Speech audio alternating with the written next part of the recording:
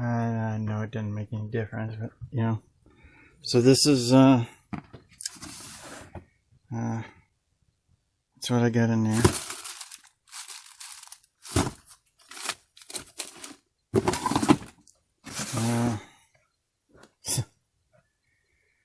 So I got in there.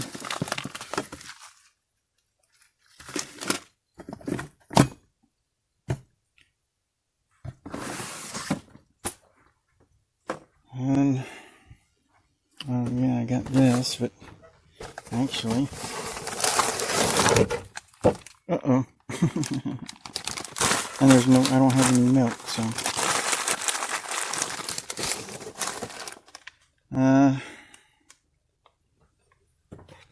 and I got this, but I have no milk.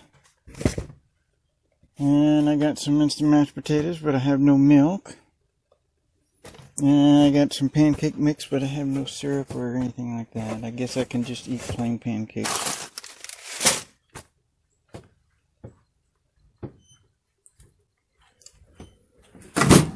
No food under there. Not there. Or there.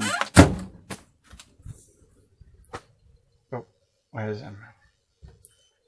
Because I should always live my life according to other people's desires and wishes, and not mine. And I should always have just barely enough to be able to eat for a little while, but not enough to feel like I could go somewhere and actually like drive around and talk to people, maybe get a job, because I don't want to use a very little amount of gas because I have very little amount of gas. So, and for some dumb reason, I keep looking at my email on my phone every day thinking there might be some kind of message from somebody saying that they love me, and there never is. There never is.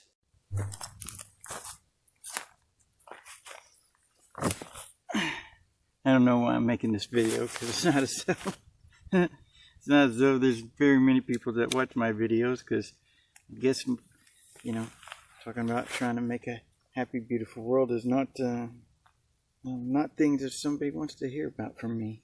They just want to hear about me suffering. So I guess that's what you want. This is what you're going to get, because I got 4 days of phone service left after today, and about 2 days of food.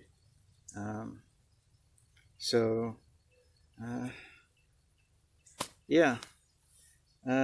And I'm not kissing my dad's ass anymore. And it's not about let me say that again. And I'm not begging people anymore to make sure I have food or gas or clothes. I've needed clothes for a long time. I'm not begging for that stuff anymore. People know that I have needs, and they know that I have a desire to do work and good things. But I'm done begging. And so I've noticed a common theme in my life. Now, years ago, when Jennifer left, I first started with Belinda. She left, but she's just my high school sweetheart, my best friend. Now, can't actually say that we dated, but we spent every day together, and she was my best friend, and I love her. But she moved away, and I got older, and I met Jennifer, and I thought, wow, how lucky I was. And of course, I didn't realize then that women can just turn their heart off whenever they choose, and they can become cold, heartless, soulless beings whenever they. But I didn't know that then. I've never seen that happen to a guy. I've never seen a guy become cold, cruel, heartless. I've seen a guy that was there was a guy once it's actually my landlord, and his wife Trudy, man, he was terrible to her, but I've never seen anybody like after a breakup or something like that, where somebody was just cold, heartless, and cruel, the way women have been. But of course, maybe not all women, but the women that I've experienced in my life. So But so then I needed, man, I was in love with Jennifer when she left, and I was very in love with her. And so I joined a support group, and, you know, I kept telling everybody, you know, my wife, she's going to be back. And they would say, no, no, no. What does she have to say with her mouth that she isn't saying with her actions?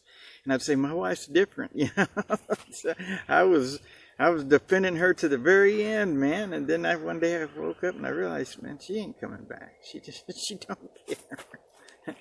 And so she left, and so after that I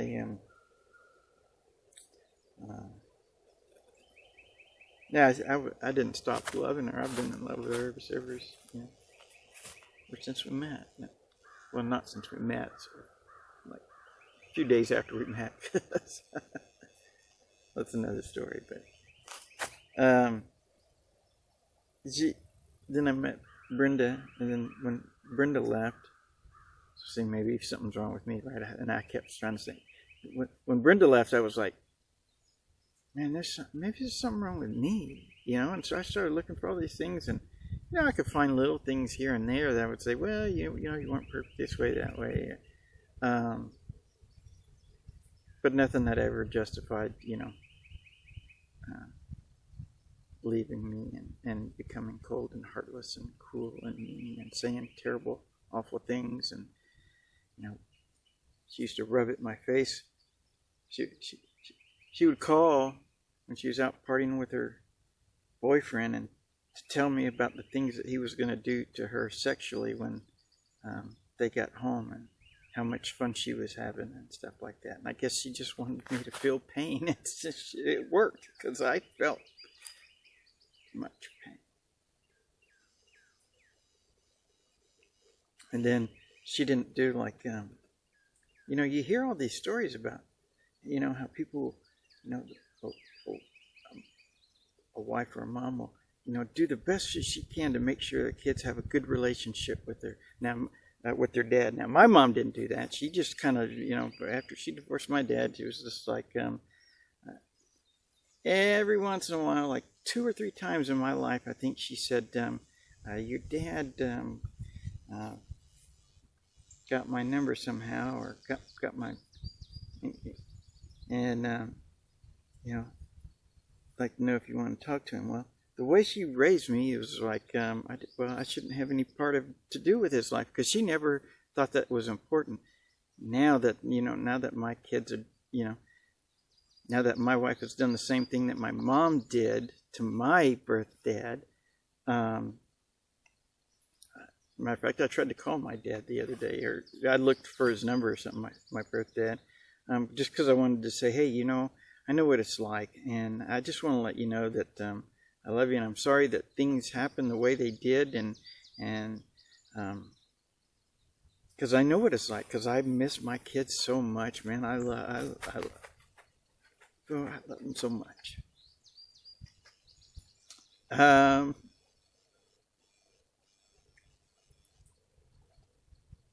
so there's all those years that I'll never get back, because I can't. How do you get back years with your kids when you can't get those years back?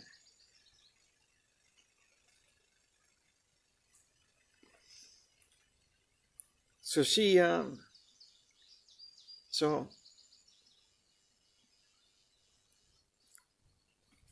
when Jennifer left, I kind of had some friends, because I joined that support group, but they weren't trying to help me do the thing that I wanted, because I wanted my wife back. And they were just like, no, you just got to accept that she's not, you know, she doesn't think of herself as your wife anymore. You know, it's just, and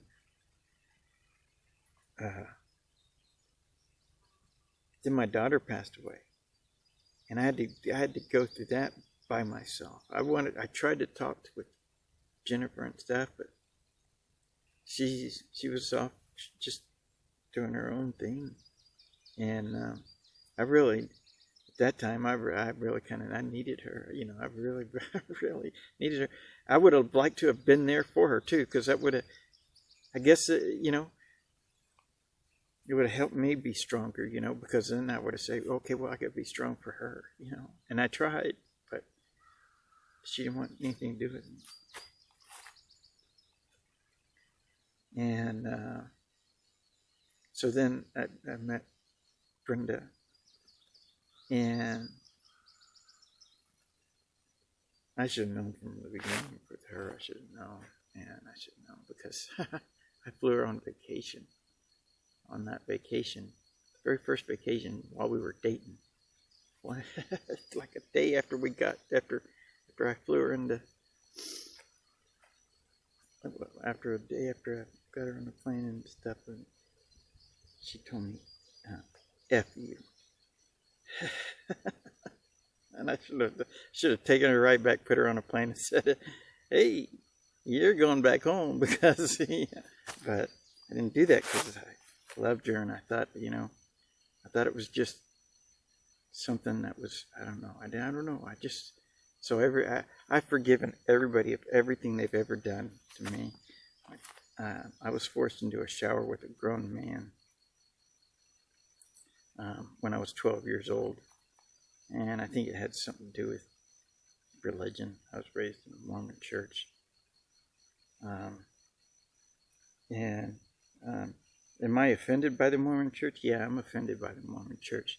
But that's not why I left. I left because the Mormon church isn't true. But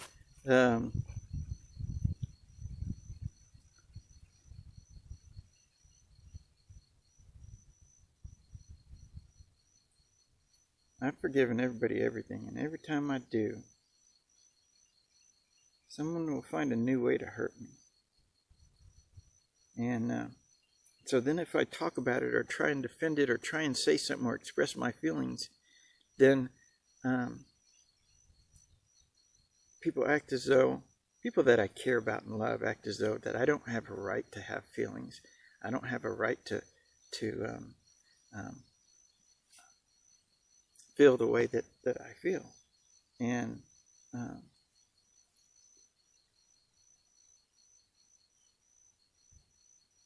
I don't have a right to be upset when people try and abuse me or coerce me or make me feel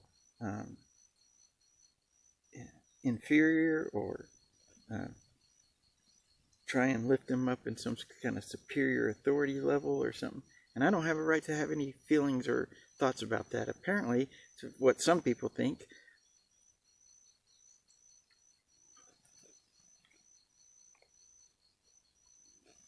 So I'm not going to ask for anybody to help me with some food or gas. I applied to my last job yesterday, and yesterday, and they haven't emailed or called. And I think I sent anyways. I've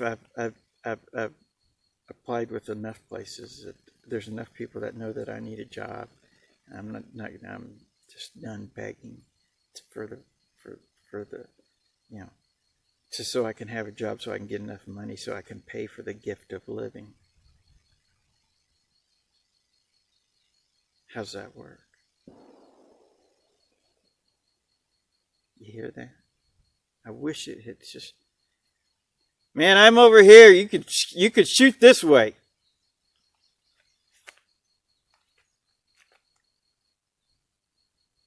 So yeah, how's that supposed to work, man? How's that supposed to work? The gift of living, but I got to have money to pay for the gift, right? I gotta be able to, be what you want. Somebody's slave or somebody's at the end of somebody's little leash to say, where you're allowed to have this much food, and you got to make it last a while, and I made $250. Actually lasts me 3 weeks going on a month now, and $250. I used $65 of that on phone, and about $35 of that on gas. So that's maybe a little more than that on gas, but we'll say $100 total. So that left me with $150. Then I had to buy toiletries and shaving stuff, and ice for the cooler. I don't have any ice for the cooler. I haven't had any ice for the cooler in days. But why does any of that matter? You know, I ate on like $5 or $6 a day. Yeah, and I haven't eaten like but very few like regular meals with like a main dish and vegetables and you know like a regular meal. I've eaten very few of those because most of the time I try and eat stuff like I'll have like a like maybe a vegan sausage, and I'll eat just that because I was like, well, during the day I might want something to snack on or something like that or something, so I don't want to eat too much food at one time because I don't have very much money. And why? Because I've been working for free. Why? Because nobody would give me a job. Why? Because they feel like I'm not worthy.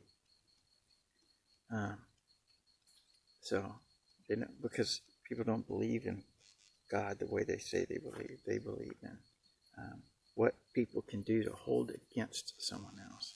So I made on another video, I made a video about that guy that forced me into the shower on another YouTube channel. I'm not going to put it on this channel because I care very much for the person that did that, although I think it's vile and disgusting and it was cruel and wrong, and it emotionally took its, it emotionally hurt me. And I try to forget about it until today when I was ignored by somebody else that I love very much. And that person knows that when I call, I call because, I'm distraught. And somebody had been abusive and mean to me today, and I was feeling a little distraught, and I really felt like I needed a friend, and so I called somebody that I like to think of as my friend, but that's obviously not true.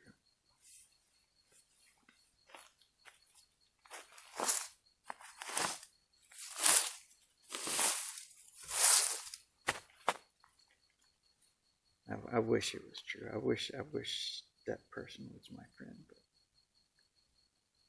fair weather friend, right? Fair weather friend. When things are okay and then okay, yeah, I'm your friend. Oh, you feel sad? Can't be your friend today. Can't talk to you. Can't listen to you. Can't deal with that.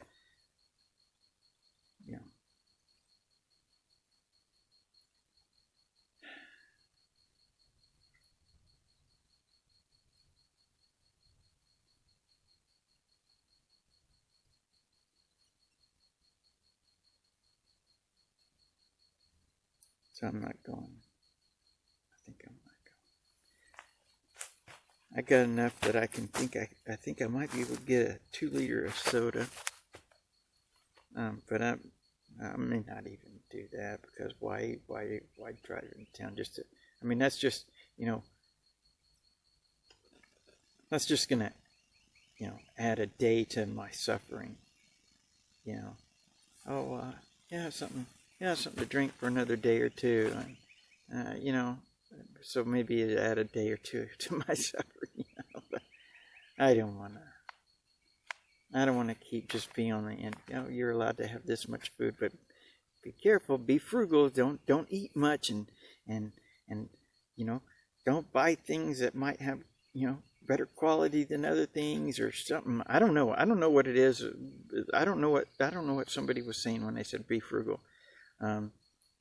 Is it saying don't eat much, don't enjoy good meals, don't enjoy your life, don't enjoy living, don't enjoy good food and good taste? What does be frugal with your money? What does that mean? What is that saying?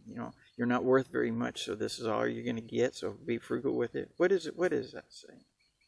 I don't know. Because I don't understand the social economic. I don't understand this. Yeah, the social, economic, political, and religious systems. I don't understand them because they're all based on division and authority and um, the value of people based on money rather than love. And I don't understand any of that. So, since I can't live and thrive in this world, I think I'd rather just not attempt to keep my suffering going day after day after day after day.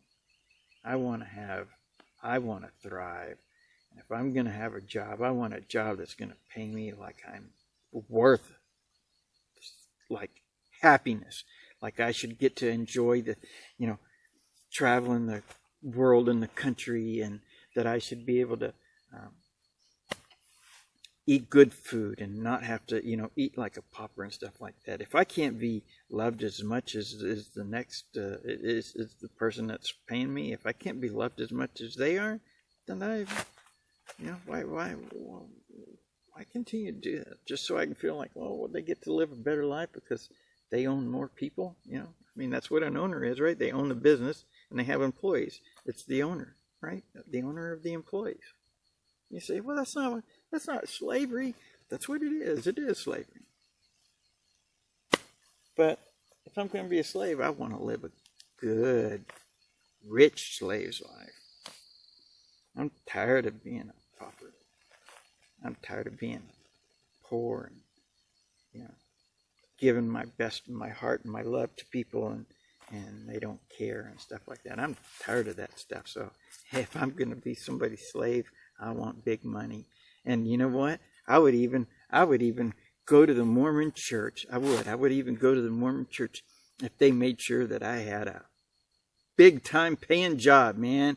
Lots of money. And then I would go ahead and give them some. But they'd have to give me a bunch of money. They had to make sure I get a job paying me a bunch of money. And there's not a job in this world that can't be learned while you're working the job. So it's just not. So whatever job it is, but I'm not applying to any more jobs. I'm not doing that. I've applied enough. I've worked enough. I've done enough. And if y'all don't think that I'm worth living a fun, happy life, then that's your decision. It's not mine, because I've given you. And I've given, and I've given, and I've given, and I've given, and I've said, I'm here, I'm ready to go to work. Just treat me fair, be honest with me, be kind and loving, and treat me equally. And y'all haven't done that. So if I'm gonna suffer and die, then that's your choice. That's y'all's choice.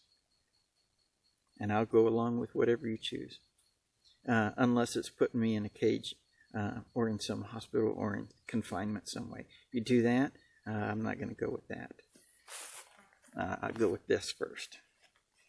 I won't go in a cage. I won't be confined. I won't be. My body will not physically be owned by somebody else. Not if I can help it. Not if I can help it. I will say this one last time now. And I know it's probably dumb of me to say it, but I'm going to say this one last time because, all my life I keep having faith all my life I keep having faith, and it hasn't worked. And I don't expect that it'll work now, but I wouldn't feel necessarily right about it if I didn't say that I love you, because I do love you, and I want the very best life. I want you to be able to live the very best life that you can live. I would like to have that same thing.